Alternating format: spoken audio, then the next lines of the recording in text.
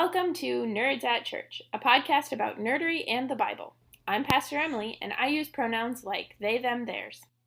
And I'm Pastor Kay, and my pronouns are she, her. In this episode, we'll discuss the seventh Sunday after Pentecost, also known as Lectionary 15, also known as Proper 10, which falls on July 11th this year. We do have a content note for you. We talk about religious, especially, although not exclusively Christian religious violence in its many forms, including colonialism, slavery, and genocide when discussing the deep dive.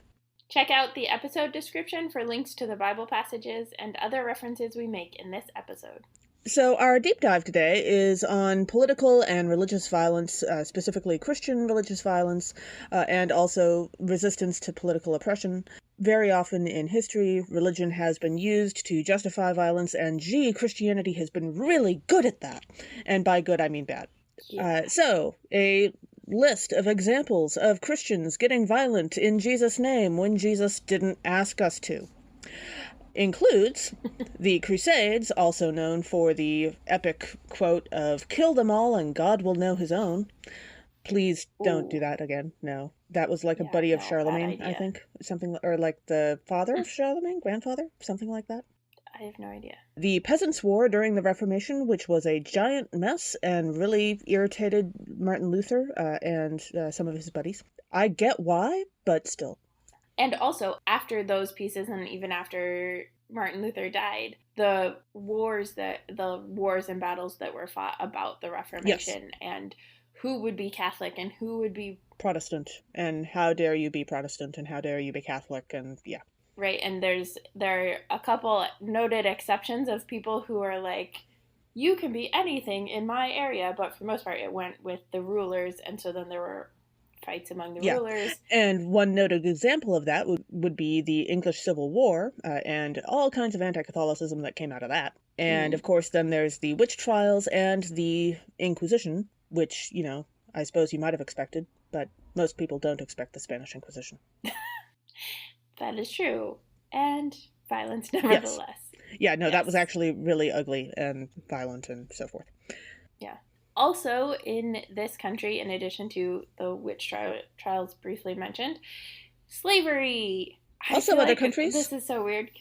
Also other countries. Not always justified in the name of religion, although, sometimes. In this country, Christianity really was a big, particularly the epistles and that good old colleague Paul, who we love to hate.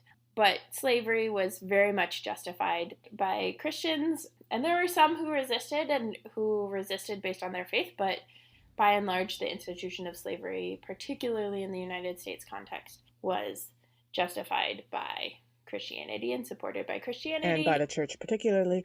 And when it comes to people who resisted, the Quakers are still famous for that part of their history. So. Yep. And then also, and perhaps most obviously in this particular moment, colonialism and colonization. So this goes both with the idea of manifest destiny, that when settlers or colonizers came to what is now known as the Americas, it was viewed as this vast, open, empty space, when the reality is that millions of native people and indigenous people were already living on the land and cultivating the land in life-giving and healthy ways, unlike what we do these days with big agribusiness stuff. And so there was that initial part where smallpox blankets were given out and people were intentionally killed in that way. And then for the groups that did survive that initial expansion of colonizers and settlers throughout the land, then came an additional form, which was, you can see in a lot of the forts that we have in this country, they're connected to quote-unquote missions, and those were from the Catholic Church specifically to promote the colonization of everyone and everything, and to promote Christianity. And that then supported the westward expansion, manifest destiny, kill everybody that we can who's not a white person or enslaved to us in this moment. And then, on top of that, those who did survive were put onto reservations, which Hitler modeled concentration camps off of our reservations in this country. Hitler actually thought that the United States had a lot of excellent ideas, but a lot of the United States ideas that he liked were backed by the church. Yep. And so that's another connection of the ways that Christianity is super messed up. But then, and what has been in the news a lot, especially for Canada, but also was very much present in the United States, is residential schools. And the kind of mantra for residential schools was kill the Indian, save the man. Yeah. By men, we mean children. Right. So this was cultural genocide as well as actual physical genocide. It was trying to erase cultures, erasing language, erasing traditions. It was illegal to engage in traditional practices for Native people up until very recently. Yeah. And so a lot of those practices were lost because Christians wanted them to be Christian and not Native, which, as I hope you all know, is a false binary. Right. But right now, what is coming to light and what was known by particularly Native people this whole time is that also thousands, at minimum, thousands of children, Native children, were killed at these residential schools and buried, frequently in mass graves, unmarked graves, those sorts of things, and some incinerated. Again, the ties to the Holocaust are many. And so that's a piece that is currently being wrestled with, and there's a lot happening in this particular moment because of the discovery of so many mass graves. Yeah. Also, when we talk about Native and Indigenous people in America, don't forget that this also applies to the Inuit and Hawaiian people as well. Yes. Yep. This is everywhere. So, speaking of the Holocaust, there's the Holocaust, which was definitely religious motivated, or at least politics using religious to motivate violence. Mm-hmm. There was the Catholic Church ignoring the Holocaust. While we're on the topic, there's the Magdalene laundries and workhouses for unwed mothers that also stole their children. There's also how many people have been killed in various, both Protestant and Catholic, anti-abortion protests and violent acts. Mm-hmm. Including one of the ones that I remember very clearly was Dr. Tiller, who was an abortion doctor, who was killed in his church, which I believe was a Lutheran church, in his Lutheran church while worshiping. Yeah. There's the racism and homophobia and Islamophobia of the official church, I'm talking official church bodies, denominations, and so forth, and the ways that they have influenced politics to have that racism, homophobia, and Islamophobia reflected in the laws of our land. Mm-hmm. And there are some denominations that exist today that specifically exist either because they chose the side of slavery, they chose the side of Jim Crow, they chose the side of racism or queerphobia, and there are some that exist specifically because they chose the opposite, not to side with that. So that's part of it. Also within that, the Ku Klux Klan is an example of religious extremism. If you've ever seen or read about any of the practices that they have, they're very much baptismal in their imagery and in their practice. Yeah. The KKK believes that they are doing the Christian thing. We know this also through actions like Dylan Roof, who was on the rolls of a Lutheran ELCA congregation, definitely believes in a white Jesus, white supremacist Jesus, went into Mother Emanuel AME Church in Charleston during Bible study, was welcomed, and then killed 9 people, injured a lot more, for the sake of his belief in a white supremacist Jesus. Yeah, and the KKK also regularly carries out violence against Catholics in the name of Protestantism. Mm-hmm. And Jewish people too. And reminder, PSA, Jesus was not white. Yes, or for that matter, Christian, or for that matter, Protestant or Catholic, or for that matter... Yeah. Exactly. Or American, while we're at it. And then there's the whole fact that, Christians have been around having the Christian point of view for over 2,000 years now, and we still haven't fixed poverty, even given the fact that Christianity has been in charge of empires for many, many, many of those years. And supposedly that's been something that the church has been, all about doing. So... yeah, Jesus actually told us to do that. So this brings us to the question of politics and religion. Everyone's favorite conversation topics, absolutely. Right? Just as a footnote, one of the greatest disservices we have done culturally is to say that politics and religion shouldn't be discussed. That is quite literally how we have become completely unable to have meaningful conversations about things that are important. Exactly. And one of the things that I like to point out to my confirmation students, and they are continually amazed by this, is that back in the day, before TV, before the Gutenberg press, before any of that, people had a lot more time on their hands and a lot more conversation time and building relationships time and a lot less stuff that we're used to talk about. There were no professional sports. Okay? Take all that time that you spend now discussing professional sports and TV and ask yourself, what would you have been discussing back, 1,000 years ago? And the answer to that is politics and religion. Yup. And maybe good recipes. Well, yes. And, the hilarious things that your dog had done that day or whatever. But still, politics and religion were standard topics of conversation for thousands of years, even before Christianity came along. And it's only recently that we've decided that that's a bad idea. Yep. But I have explained to many confirmation students that is why there are so many religion nerds in history, because you were going to nerd out about something, and many of the options we have now weren't options then. So yes, yep. So also, when we are talking more broadly about politics and religion, the place where there is the most propensity for religion to become harmful is when it allies itself with politics, or when politics chooses to adopt religion. So for Christianity, before the Roman Emperor Constantine, Christianity was actually a persecuted religion. Christians were persecuted. For about 300 years. For about 300 years, yep.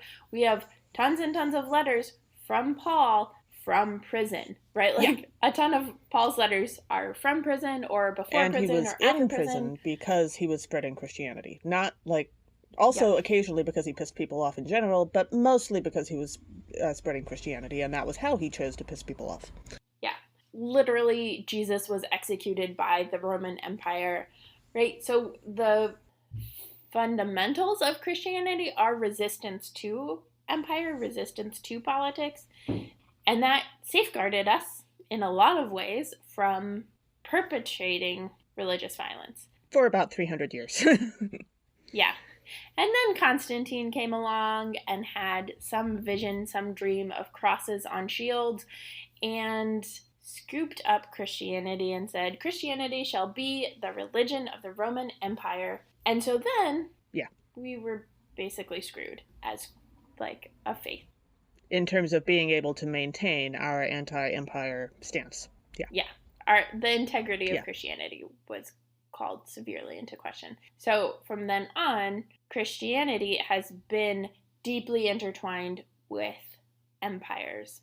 Roman Empire, with all sorts of colonizing forces in Europe, with colonizers in this land, all of those things. We have been part and parcel of advising the kings and presidents and all of them and helping them justify violence. And we listed out a bunch of those examples. But frequently, I think the place where I want to have some nuance is that the heart of Christianity is not a violent religion. It's not a religion that sides with empire. But the way it has been twisted makes it that, especially, I mean, you can see it in our politics in this country, presidential politics especially, where both in the sense of the former president and how he was elected and how racism and queerphobia fueled his election campaign, particularly with conservative evangelicals, but you can also see it with the Catholic Church trying to keep Biden from receiving communion. So, like, there are so many different examples of this. And while we're at it, I would also throw in that the heart of Islam is also a nonviolent religion that is about helping people. But that doesn't mean that other people aren't going to do things in its name that are horrifying, because that's what people are like. Mm-hmm. And that's the case for a variety, right? We could say that about Judaism. We could say that about Buddhism. All of these different religions, that every religion has some aspect that has been twisted into violence, but that is by and large not the heart of any of these religions. So what happens is folks who are particularly antagonistic, and rightfully so, to religion or Christianity will say, oh, it's violent, like people get in wars over religion. And what actually is happening in most of those situations is that people are getting in wars over politics, over land, over economics, and using religion to justify it, which they're able to do because religions like Christianity have allied themselves with the empire. So it's not that Christianity is, guilt-free in this, but it is that it's not inherent to Christianity. Right. It is inherent to greed and capitalism and colonialism and racism and all of those things. And religion just becomes a really easy excuse for perpetuating that. So why are we choosing this topic for our deep dive, you might ask? Well, certainly it is definitely related to the readings for today, but I would also throw out there that we chose this topic not specifically because we want Christians to go around feeling guilty and making sad faces, because that is not what this is about. But for one thing, only through knowing your history can you avoid repeating it. And for another, faith is more difficult than what you might have been taught in Sunday school. Faith is complicated and tricky and nuanced and complex. And this is part of acknowledging that. Yes, it is very much a complicated thing. And like you said, Kay, it is in acknowledging and naming our history that we are able to do things differently in the future. And yes, that we need to atone for our faith tradition, right? Right now, that is going to be a bigger and bigger part of the conversation, I think, especially around residential schools and the role of the church. Right? Major reparations need to happen. And honestly, like, there are events. There's an event today locally that is people burning Bibles. And while I will not be burning any of my Bibles, it makes complete sense to me that people would burn Bibles, because it was holding up a Bible and telling people that who they are is wrong. Yeah. And as a queer person, I know that in one sense of the word, one sense of it, but to have that be for your entire culture and to have literally your children be killed in the name of what is in the Bible. I have a relative who's Hispanic who is not only atheist, but has a really angry hatred for the church because of what the church has done to his people. And you really can't argue with that. Yeah. So that's a big part of why we are talking about this and why we're doing what we're doing in this particular episode. And it's important to name that we as Christians definitely need to address this as far as Christianity goes. And like we've said, it's not just a Christian problem. Yeah. Right? If we look at other religions and the ways that they've allied themselves with empire, and that has resulted in violence perpetrated in their name, there's examples all over the place, right? If we look at the Middle East, Israel's ongoing violence against Palestinians is connected to Judaism because Israel purports itself to be a Jewish nation. And so Judaism and empire go hand in hand and harm others. We think about Hamas's violence, which is a small group of people, but Hamas's violence against Israelis, that is also in the name of religion. That's a little bit different in that it is in the name of resisting. And so there's a lot of complicated stuff in the Middle East, and we'll probably need a whole deep dive someday to really dive into those complexities of relationships, because of who has power and how much and who can actually be damaged. Yeah. Like literally, like Israel can't. People can try and bomb Israel, and it usually doesn't work because they have such heavy defenses. Yeah. So there's complications in that, and Hamas is not the same as the country of Israel by any stretch of the imagination, but it is an example. Yeah. Or if you're talking about religious violence these days, often the classic example is 9/11, which was carried out by violent extremists who do not represent the central heart of what it is to be Muslim. Mm-hmm. And in response to that, the amount of violence that Muslims in this country faced from... Or even people who weren't Muslim and were assumed to be Muslim. Right. People who were Sikh, especially because of what they wear. The violence that they experienced because of assumptions that Christians, primarily white Christians, made. Or looking at Myanmar and the Buddhist Burmese nationalism that was trying to convert by force, especially Muslim minorities, but to create an all Buddhist country. Yeah. So I think Buddhism is a particular example because so frequently our assumptions about Buddhism are that it's completely peaceful, completely nonviolent, and the reality is, just like Christianity, when it aligns itself with the empire, with the nation, that's when people die. It becomes violent. Yeah. Yep. So, on that light topic, I mean, this has been a heavy topic, and we've kind of talked about it in some light ways and some not light ways, but it's worth it in wherever you are to do some research. Take some time and figure out, what your particular faith tradition is and what its relationship to violence has been, or figure out who the original inhabitants of the land you are on are and what's going on with them right now. Yeah. Right? I live in land originally inhabited by the Sauk and Meskwaki and the Iowa or Bakoje. And right now, the only ones who remain with official land designation in the state of Iowa are the Meskwaki people. And they have been doing a lot of really great stuff during the pandemic to help make sure that people get the PPE they need and get protections and vaccinations. We look at the Navajo Nation, and they were the first ones to vaccinate everybody, right? There is a way that because of the violence Christianity and empire have perpetuated against Native people, there is this beautiful communal care that was part of many Native traditions already, but that is so very clear in contrast to, the 40-50% vaccination rate in the state of Iowa right now, broadly. And one of the reasons why we encourage you to specifically look up your faith tradition and what has been done in their name, whether or not they were the ones doing it, is because then you can be a part of addressing those acts of violence and those that history of violence done in your name. I am Lutheran, I have German heritage, and therefore I make a special effort to fight anti-Semitism, especially in areas like where I live, which is fairly rural, very white, and no Jewish people around this neighborhood. And therefore, because most of the people around here don't know Jewish people, there is a ton of anti-Semitism.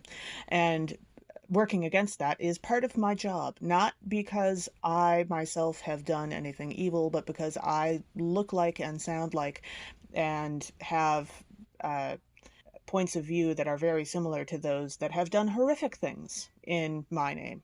And therefore, the least I can do is fight against it. Yeah. I also am Lutheran and so have that tradition. And Pace, who was on our podcast in Easter for our sister, and is one of the co-hosts for our sister podcast, Horror Nerds at Church, talks about that because they are a Luther scholar. And so Luther had really horrible anti-Semitic views. And so that's part of how, and we'll probably have Pace back on for our Reformation episode this year, but to really dive into who Martin Luther was and to wrestle with the harmful views that he had and the impact that they had, to the extent that they also were used to justify the Holocaust. Yeah. So that's part of my history. And as someone who moves around a lot and does a lot of social justice organizing and work, I focus a lot on the relationship with Indigenous people wherever I am. So that's when I was in seminary, I did a lot of learning about Native traditions and Native peoples and relationship building to help understand the harm that the Lutheran Church has caused and the ways that the Lutheran Church has actually been really supportive, had been really supportive of the American Indian movement and other organizations. Yeah. And so that's part of it too. Sometimes the stuff that you learn when you look into history is actually good stuff. Like sometimes people were awesome, and learning those stories is great too. Yep. So, on that note, speaking of learning things, Yay. Our first reading is Amos chapter 7, verses 7 through 15. Amos, a farmer called by God to prophesy, is told to flee by the king's prophet Amaziah for daring to say that the king will die and Israel will go into exile. So one of the themes in this passage is actually a theme for the book of Amos, but Amos is not actually from the place he is sent to prophesy to. So Amos is from Judah, but God sends Amos to Israel. And we actually, in last week's episode, talked about this. Jesus had this where he went to his hometown and could do no deeds of power there. Except for healing a handful of people, but, whatever. Except for, a handful of things, like you do. So this is kind of that same idea in some ways, but Amos is sent to Israel instead of to Judah to prophesy to the people of Israel. And I have been kind of marathoning The Expanse lately, which is a great show. But it reminded me of some of the characters like Fred Johnson or Julie Mao, who are from the inner planets, from Earth, and then move to and live in the belt, which is the asteroid belt, and take on the identity of the Belters and take on the cause of the Belters. So they are sent there. It's less antagonistic, generally speaking, than Amos is with Israel, because God's not mad at the Belters, and they're moving there to support and affirm the Belters. But that idea of joining in solidarity with people and joining in with people who are not from the same place as you. Yeah. I think that's a lot of what we are called to do, and a lot of how we can respond to our history of violence is by choosing the other side, choosing another side, and choosing to support people that we have historically oppressed. Yeah. And then in verse 7, we read that God was standing beside a wall built with a plumb line in God's hand. And my dad is an engineer and he used to do construction, and I don't think I ever saw him use a plumb line, because we just have technology these days so that you can do levels and other things.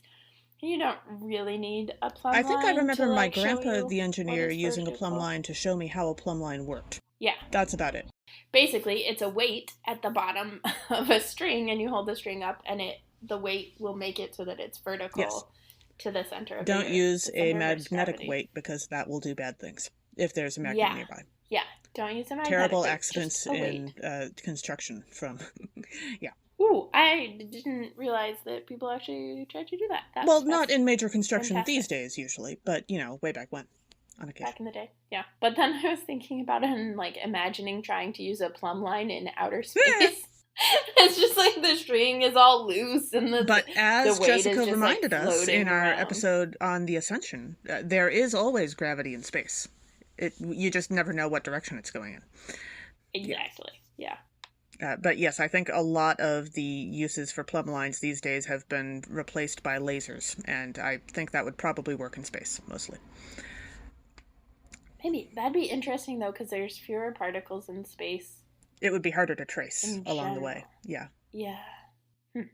In verse 13, we read, "But never again prophesy at Bethel, for it is the king's sanctuary, and it is a temple of the kingdom.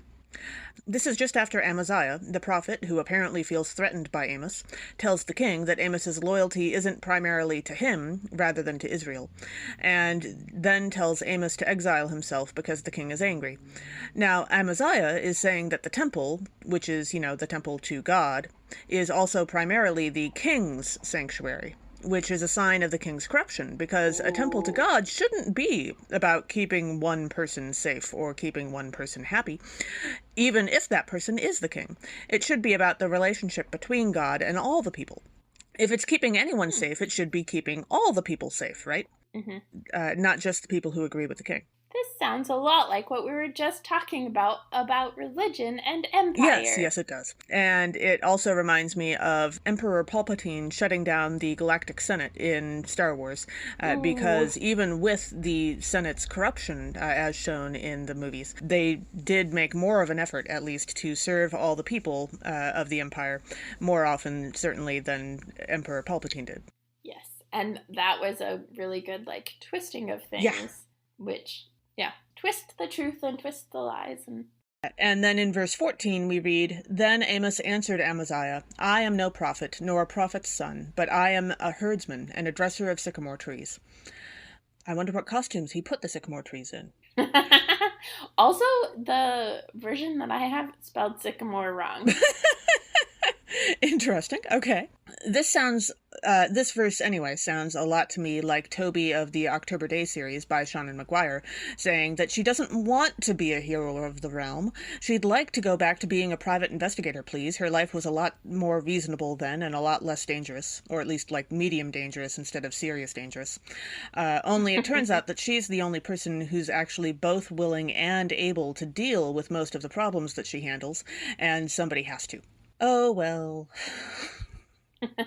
I get the feeling that a lot of God's prophets were having that kind of conversation in their heads. I don't wanna! But you're the only one who can and will, so... But I don't wanna! Yep. Yeah. As I said, I've been watching a bunch of The Expanse, and I was reading that verse too and thinking about the crew that's the main characters in The Expanse, which are originally crew on the Canterbury, which harvests water and brings it to the belt. And then they have now become this crew that's not vigilantes, but the ones who go and try and save people and are trying to track down all of this dangerous stuff and this proto-molecule that's dangerous and all of that stuff. So they become the crew of the Rocinante, and they just got a new name. I forget what it was though, but so they become the person who becomes the captain was not the captain, and each of the characters there's a way in which they remain who they are. They remain the engineer that can fix and hobble together whatever needs hobbled together on the ship, but also they become this other group of people that are seeking the truth and seeking to protect people and to save people's lives, and but that's how God works.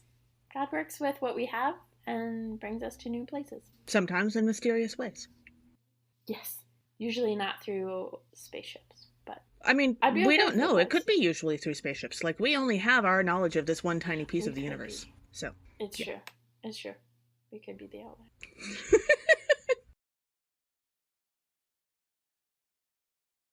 Our second reading for today is from Ephesians chapter 1, verses 3 through 14. The author tells us that God chose to adopt us in love from the beginning, always treating us as beloved children. So I had trouble with this passage. Yeah, me too. Because the author just feels like a car salesman in this. It's a whole convoluted thing about how awesome Jesus was. And it's either written by Lockhart, either Lockhart is writing this about himself in the third person, or it's a car salesman. Yeah, or possibly there are some translation issues, I hope, for the author's sake. I mean, here's hoping, but no guarantees. In verse 9, we read, God has made known to us the mystery of God's will. Occasionally, a little bit, here and there, maybe, not all the time. I mean, if the author is saying that God has made known to us that God's will is a mystery, well, that's certainly true. Sure, fair. Although I do try to say, at least, that the common quote by Terry Pratchett is a little more pessimistic than normal, although I do still like the quote, which is, "God does not play dice with the universe. He plays an ineffable game of his own devising, which might be compared from the perspective of any of the other players, i.e. everybody, to being involved in an obscure and complex variant of poker in a pitch-dark room with blank cards for infinite stakes, with a dealer who won't tell you the rules and who smiles all the time." I absolutely understand that feeling, although I don't think that it's one that Christians really have to worry about quite that much. But yeah, that sounds a lot more ominous than I think. Than we're going for. Yeah, but I feel you. Yeah. In verse 10, we read, "As a plan for the fullness of time to gather up all things in Christ, things in heaven and things on earth." And I was thinking about that sense of gathering, and in The Expanse, there's a discovery of this proto-molecule that supposedly comes from outside of the solar system and is some foreign entity.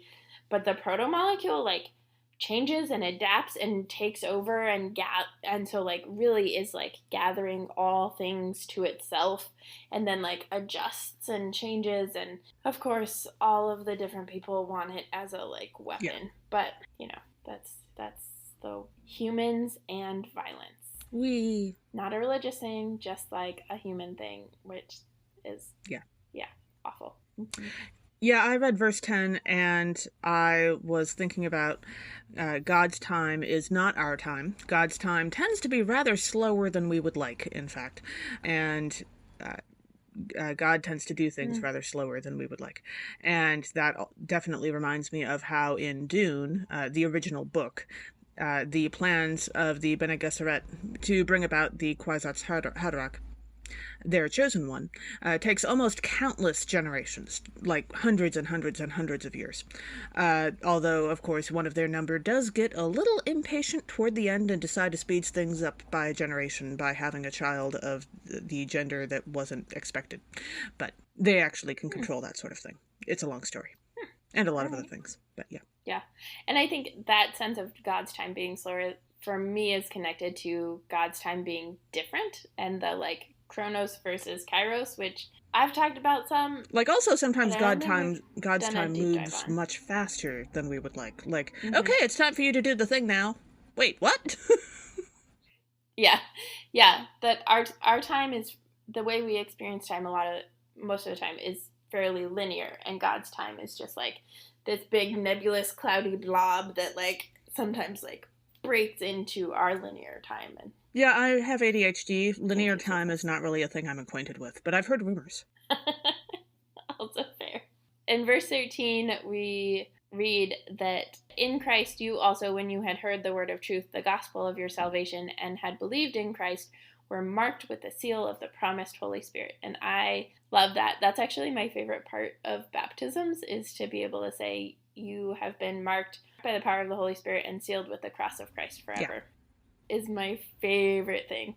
But I was thinking about the different ways people are marked with, or seal, or like have seals that are like willingly done. Because there's like in like dystopias and stuff where people are like branded and that sort of thing. But like thinking about tattoos or like dark marks. Like, I think in the X-Men, the Brotherhood of Mutants, they have a tattoo that they get, if I remember right. Yeah, some of them, except for Eric. Because he's not gonna.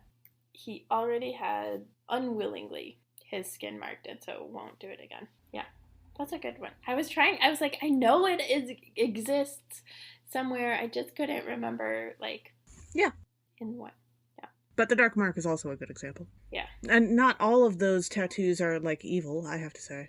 I just don't happen to... If our wonderful listeners can think of an example of a group of good people who get tattoos, that would be great. Yeah. Well, and I think the Brotherhood is a tricky one, right? Yeah, because that one... The Brotherhood is they do born a few different out things. of oppression. And so it is a particular way of resisting oppression, and in the realm of violence is the expression of those who are not listened to. But if you're a new X-Men person and have just been introduced to them, very often the Brotherhood is cast as the villains. So. Yep. Yeah. When in reality it is, in fact, the non-mutants who are trying to destroy the mutants. Who are the villains. Are the real villains. Yeah. Yep. Divide and conquer. Bad thing. Anyway. Our gospel reading for this episode is Mark chapter 6, verses 14 through 29. Herod, who had beheaded John the Baptist because of a reckless promise to his daughter and manipulation from his wife, both named Herodias, hears of Jesus and assumes he is John, raised from the dead and returning to him. So I was working on this and talking to a friend of the podcast, Susanna Porter, who was our first guest on our podcast, and I was trying to think of like when something like this, like a completely out of the blue, surprising, unexpected death happened, and she was like, actually, it's in Game of Thrones. I've not seen Game of Thrones. If you haven't and are going to, I think you're past the point of spoilers. I have no interest, especially for season 1. I have no interest either, but apparently at the end of season 1, there's a very surprise beheading of like the main character who people think is going to be with the show for like the whole thing, and then they get beheaded. And so it seems about right, because Herod was not planning on beheading John, was not planning on killing John, just was like, you know, keeping him in jail forever. But I think an example that comes to mind for me from something I've actually seen would be the TV show Lost, which the one of the main characters, Jack, was supposed to die at the end of the pilot, because they wanted to make it clear that anybody can die at any time. And he was like the main character for the pilot, and then he was going to die, and then they were going to, as a surprise kind of thing. And then they were going to continue the first season without him. But it turned out that the actor was just really well liked and also did a great job, and so they decided to keep him after all. But then they kept moving back the date when he was going to die. And so, from what I understand, like there was a continual thing through the show where the showrunners were always expecting, okay, at the end of this season, he's going to die. Okay, sometime in the middle of the season, he's going to die. And it just didn't happen. So that would be a unexpected not beheading, I suppose. Yeah, that is a great example. And hilarious, because Lost as a show is just such a mess. Absolute mess. In verse 16 we read, "But when Herod heard of Jesus, he said, 'John, whom I beheaded, has been raised.'" Yes, Herod, because everything is all about you. Exactly. And also, Herod has about as good a sense of time as the Doctor Who storyline with Amy and her daughter/best friend growing up, Melody Pond. So because Amy and Rory get married, and then their wedding night is spent in a TARDIS, and that takes like multiple days, like their wedding night becomes like this extended period of time. They actually like conceive their child in the TARDIS, which makes the child the Time Lord. And they name the child Melody Pond, and there's different translations, and she actually is, spoilers, River Song also. But, like, Melody is someone that Amy grew up with. And so, like, they grew up as best friends, and then later Amy finds out that she's actually her daughter. Right. Because Time Lords, timey-wimey, wibbly-wobbly, timey-wimey stuff. Also known as, if you're going to write a time travel story, just do literally anything else with your life. Just like, I mean, that's like the entire premise of Doctor Who is. The thing is, you can either write a time travel story, or you can do literally anything else with your life. It will take over the universe. Anyway. That's the ripple effects. The Sacred Timeline. I just started watching the Loki series, and the Sacred Timeline is splendid. I do want to get to that, In verse 22, we read, "When Herod's daughter Herodias came in and danced, she pleased Herod and his guests. And the king said to the girl, 'Ask me for whatever you wish, and I will give it.'" Okay, this is almost never a good idea. Like, don't do this. This is life advice I am giving you from my wisdom of 37 years. Don't give people a blank check. If you have to find out why this is a bad idea and you don't already know, you can choose to watch the now ancient Disney movie called Blank Check to find out why. Oh my gosh. I don't especially suggest it because it's not the world's greatest movie. Like, it's not bad enough for Mystery Science Theater 3000 to do an episode, but it's like mediocre. I mean, that was like from the time period when Disney was coming out with a movie a month. For the brand new Disney Channel. TVD. Yeah. Yeah, I remember that movie, and I enjoyed it, but I was also a kid. It was a good one for a kid. In verse 25, we read that after talking to her mom, Herodias, Herod's daughter, also Herodias, immediately rushed back to the king and requested, "I want you to give me at once the head of John the Baptist on a platter." So Mom had said the head of John the Baptist. The kid has no sense of the trauma she is about to experience, and so says, "The head of John the Baptist on a platter." And I would like to throw in there that we actually understand this to be a child and not like a young, sexy woman. So, like, picture a 6-year-old, not a 16-year-old or a 22-year-old. Yeah, this is a child. And so I just, like, imagine this as, like, a playing tea, like when kids play tea and, like, here's your tea full of air and, like, let me pour a fake cup of tea. Yeah. And so it's like, yeah, the head of John the Baptist on a platter. Here's your... Have some trauma. Yeah. Right? And then what actually happens is that's what she gets. Be careful what you wish for. Also, stop manipulating your kids. Well, yeah, that too. Absolutely. And I'm not entirely sure this is true, but I think that Herodias, the child, isn't she supposed to be the daughter of Herodias with her previous husband? I think. Because how long have Herod and Herodias been married? Or it's kind of a timeline question thing. Yeah. But still fairly young. Ball of wibbly wobbly timey wimey stuff. Yes. And then finally in verse 26 we read, "The king was deeply grieved, yet out of regard for his oaths and for the guests, he did not want to refuse her." I am hoping that Herod is thinking that it would be a bad thing for his guests to see that he goes back on his word here when he's thinking about, oh, I have to do this because of my guests, rather than thinking that seeing the head of John the Baptist on a platter would, like, entertain his guests. Like, that... I mean, this is Herod we're talking about, so maybe, but I hope not. Yeah. Not so much, the show must go on, but more like Ellen Ripley doing the impossible in the movie Aliens to save Newt's life, because by golly, she said she would, and so now she was going to. But I don't know if I've seen the movie Aliens. If you like the original Alien movie, by all means, keep going. At least for the first 3. I've seen the first 3. After that, apparently, it gets excessively weirder. I don't think I've seen that either. I do think that it's probably the first one of Herod not wanting to go back on his word. Yes. But although, also, given who Herod probably partied with, like, it's an option. I'm just saying. I was going to say, especially if you go from the Jesus Christ Superstar account of Herod. Yeah, that would definitely, yeah. Thanks for joining us. Catch us next time when we'll discuss nerdery connections to the scripture readings for the 8th Sunday after Pentecost. This podcast has been produced by us, Kay Rohloff and Emily Ewing. For more fun, check us out on Twitter and Facebook at NERDSATCHURCH, or contact us at nerdsatchurch@gmail.com. Also, if you like what you've heard, rate us or leave us a review on Apple Podcasts, Facebook, or wherever you catch your podcasts. If you want access to our full guest episodes and interviews, support us on Patreon at patreon.com/nerdsatchurch. We hope Patreon can help us get our episodes transcribed for those who need or prefer that.